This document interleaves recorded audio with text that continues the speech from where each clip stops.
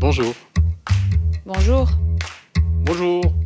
Dominateur ou timide, Bonjour. bienveillant ou menaçant, ami ou ennemi. Bonjour. Notre cerveau a l'incroyable capacité de décrypter instantanément l'intention d'un inconnu qui nous parle. Comment fait-il ? Nous sommes à l'IRCAM, l'Institut de recherche et coordination acoustique musique. Ici, une équipe de chercheurs tente de comprendre comment le cerveau humain décode les signaux sociaux présents dans la voix d'une personne. La question de recherche que l'on s'est posée dans cette étude, c'est finalement quels sont les mécanismes que le cerveau engage pour traiter les paramètres acoustiques de la voix. Car au-delà du sens des mots, une partie de l'information se transmet au niveau du son. Notre cerveau analyse la mélodie d'une voix, ce qu'on appelle sa prosodie. Son effet est tellement fort qu'il est possible d'évaluer l'intention sociale de notre interlocuteur à partir d'un seul mot isolé. Lorsqu'on dit le mot « bonjour », on peut utiliser différentes intonations, c'est-à-dire différentes mélodies. On peut le prononcer avec une mélodie descendante, bonjour, ou plutôt une mélodie ascendante, bonjour. Et ça, même si notre interlocuteur ne fait pas ce traitement de façon consciente, cette mélodie est extraite pour donner à la personne qui nous écoute une information sur notre état émotionnel ou social. Et pour commencer, on s'est intéressé à deux jugements qu'on fait de façon très spontanée, quotidiennement, qui sont le juger de la dominance de quelqu'un et de ce qu'on appelle en anglais trustworthiness, donc du fait qu'il soit digne de confiance ou pas. Dominant et digne de confiance sont ce qu'on appelle des traits sociaux. Ils désignent la manière dont une personne se situe par rapport à une autre. Si mon interlocuteur me paraît à la fois dominant et digne de confiance, je verrai en lui un meneur. Si au contraire, il est dominant mais ne me paraît pas digne de confiance, je le considérerais comme une menace potentielle. Donc ces deux concepts de dominance et d'être digne de confiance ou pas, on s'est posé la question de comment est-ce qu'on entendait ça dans un mot aussi court que « bonjour ».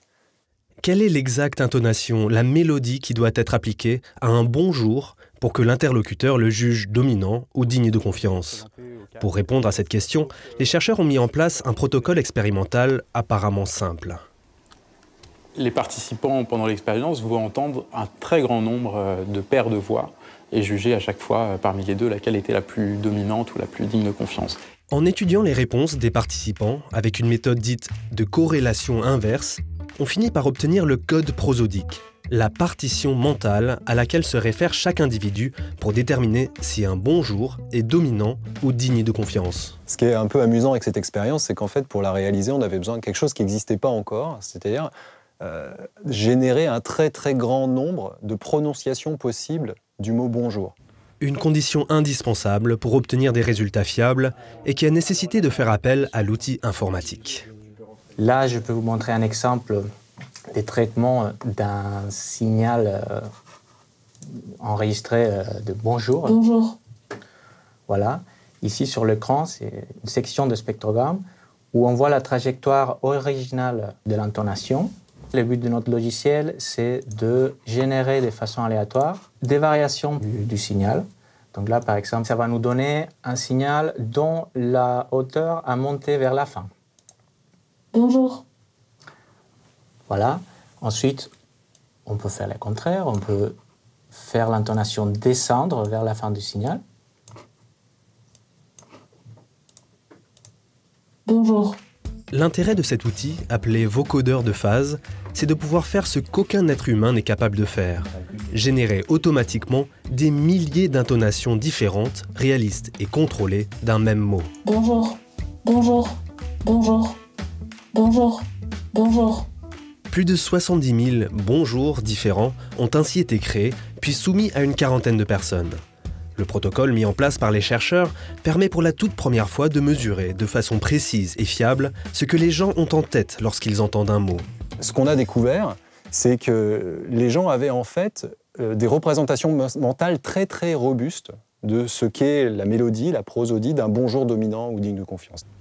Les chercheurs, pour chaque individu, parviennent donc à mettre en évidence le code que son cerveau utilise pour décrypter les intonations de l'interlocuteur. Mais la découverte va plus loin. En consolidant toutes les données individuelles, on a pu démontrer que ce code est le même pour tous, quel que soit le sexe. À l'issue des expériences, on a obtenu une série de prototypes, des trajectoires qui correspondent aux traits sociaux des dominances et des dignes de confiance. Donc ici, on a un schéma qui décrit ces courbes de façon approximative. La courbe dominante. Bonjour. Bonjour. La courbe digne de confiance. Bonjour. Bonjour.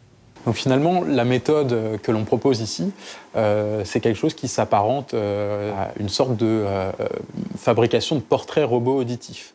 Ce qui est vraiment important, c'est que la méthodologie qu'on a mise en place là peut être appliquée à n'importe quoi d'autre finalement. Parmi les applications possibles, une intéresse particulièrement les chercheurs. Elle concerne le domaine médical et notamment des patients souffrant de troubles du langage.